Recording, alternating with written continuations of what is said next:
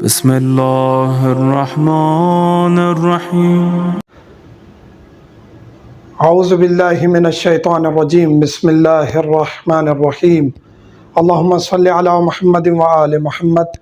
مومنین کرام، وراثت کے احکام جاری ہیں. ہم نے ذکر کیا کہ میاں بیوی کی آپس میں کیا وراثت ہے، یعنی شوہر کتنے کا حقدار ہے، بیوی کتنے کی حقدار ہے، اولاد ہے یا نہیں، کیا صورتحال ہے اور وہ کتنے وارث ہیں. اس کے بعد ہم نے ذکر کیا کہ کون کون لوگ وراثت کے حقدار نہیں ہیں، یعنی کن لوگوں کو وراثت قطعاً نہیں مل سکتی، جائز نہیں ہے کہ وہ کسی کی وراثت پائیں یا ان کو وراثت دی جائے. آج ہم ذکر کریں گے، اس میں ہم نے ذکر کیا تھا کہ عاق الوالدین جو ہے، جس کو والدین عاق کر دیتے ہیں، یعنی ایک مشہور ہے زمانے میں کہ والدین نے اس کو عاق کر دیا. حالانکہ عاق الوالدین کا مطلب ہے کہ وہ شخص جو گنہگار ہے اور اس نے والدین کی نافرمانی کی ہے، وہ عاق الوالدین ہے. وہ وراثت تو پائے گا، وارث تو ہے، لیکن کتنا گنہگار ہے یہ آج ہم ڈسکس کریں گے اور یہ بتائیں گے کہ والدین کے حقوق کتنے ہیں.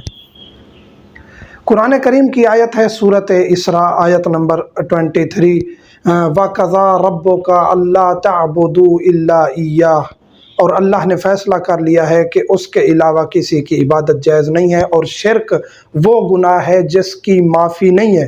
اور اسی آیت میں فوراً اللہ فرما رہا ہے وَبِالْوَالِدَيْنِ إِحْسَانًا، یعنی کوئی ظاہری طور پہ کوئی ربط نہیں ہے ان دونوں باتوں میں، لیکن اتنی اہمیت ہے پہلی بات کی کہ شرک نہ کریں، اور اس کے بعد اتنی اہم ترین بات کے بعد اس بات کو کرنا کہ والدین کے ساتھ احسان کرو. اس کا مطلب ہے کہ یہ بھی بہت اہم ترین بات ہے جو اللہ توجہ دلانا چاہتا ہے کہ والدین کے ساتھ احسان کرنا کتنا ضروری اور واجب ہے. اور اگر آپ ان کے اوپر احسان نہیں کرتے یا نافرمانی کرتے ہیں تو آپ گناہ کبیرہ کے مرتکب ہوئے ہیں، اور جس کی معافی نہیں ملے گی اگر والدین راضی نہ ہوئے تو خداوند کریم نے یہ حکم دیا ہے کہ ایک تو میری عبادت کرو اور یہ میرا فیصلہ ہے، اور والدین کے ساتھ احسان کرو. پھر اسی آیت میں آگے فرماتا ہے فَلَا تَقُلْ لَهُمَا أُفٍّ وَلَا تَنْهَرْهُمَا، اور ان کے آگے اف تک بھی نہ کرو اور ان کے آگے اونچی آواز بھی نہ نکالو. وَقُلْ لَهُمَا قَوْلًا كَرِيمًا، اور اچھی اور دھیمی آواز سے اور کریم لفظ سے، اچھے الفاظ سے ان کے ساتھ گفتگو کی جائے. تو یہ ہمارا شرعی فریضہ ہے ہر شخص کا. آج کل کے معاشرے میں حیران کن بات یہ ہے کہ والدین کو گالیاں دیتے ہیں، مارتے ہیں لوگ. جب وہ بوڑھے ہو جاتے ہیں، خدا نے کہا ہے کہ بوڑھے ہو جائیں تو ان کے ساتھ نرمی کریں، شفقت کریں. جب وہ بوڑھے ہو جاتے ہیں تو ڈھونڈ رہے ہوتے ہیں اولڈ ہاؤس مل جائے ان کو وہاں ڈالیں، یا کہیں علیحدہ گھر دلا کے ماں باپ کو وہیں ڈال دیتے ہیں، یا ایک نوکر کے ذمے لگا دیتے ہیں. تو آپ کے ساتھ بھی وہی ہونا ہے دنیا میں، یہ پھر یاد رکھیے گا. اور آخرت تو ویسے ہی آپ برباد کر چکے ہوں گے، تو ایسا نہ کریں.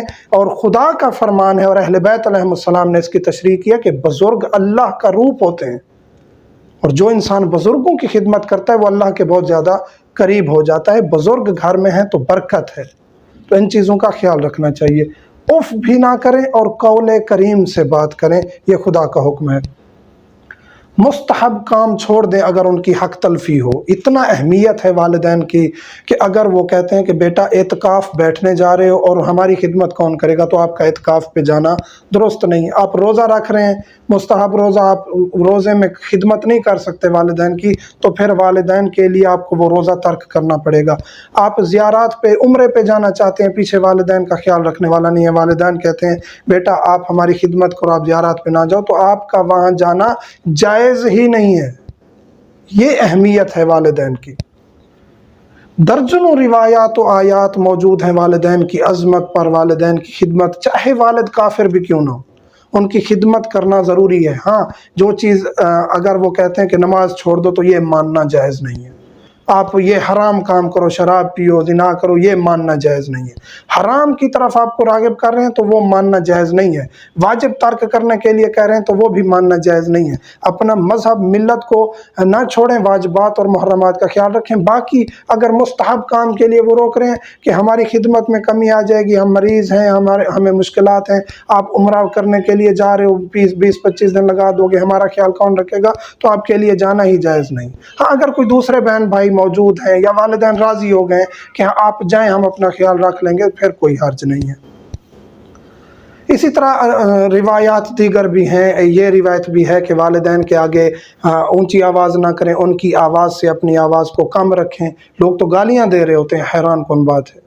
अपने पाँव वालिदैन के कदमों के आगे ना बढ़ाएं, चल रहे हूँ तो उनके पीछे चलें, बैठे हुए हूँ तो उनका एहतराम करें। अगर वो बैठे हुए हैं और आप भी बैठे हुए हैं तो उनको, अगर वो खड़े हों तो कोशिश करें कि साथ आप खड़े हों उनके एहतराम में, या वो आ गए आप बैठे हुए हैं तो खड़े हो जाना चाहिए एहतराम में। तो ये वालिदैन का एहतराम अहले बैत ने सिखाया।